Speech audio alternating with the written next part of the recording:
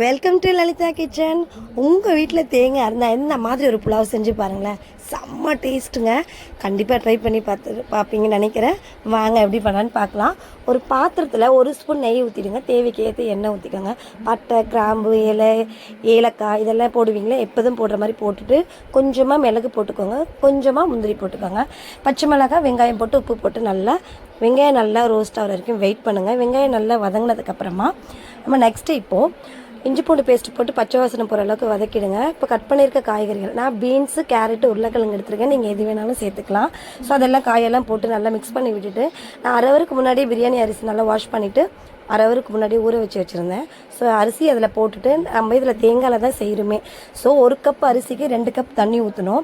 நான் 3 கப் அரிசிக்கு 6 கப் தேங்காய் பால் எடுத்து வச்சுருக்கேன். தேவைக்கேற்ற புதினா போட்டுட்டு அதில் மிக்ஸ் பண்ணி விட்டுட்டு மூடிட்டிங்கன்னா அது சிம்மிலே நல்லா மிதமான தீயிலே நீங்கள் வேக வச்சு எடுத்துடலாம். அடிக்கடிக்கு மிக்ஸ் பண்ணவே வேண்டாம்.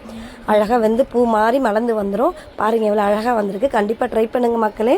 உங்களுக்கும் பிடிக்கும், பிள்ளைங்களுக்கும் பிடிக்கும். கண்டிப்பாக ட்ரை பண்ணுங்கள். முடிஞ்சால் ஒரு லைக் பண்ணுங்கள். நன்றி, வணக்கம்.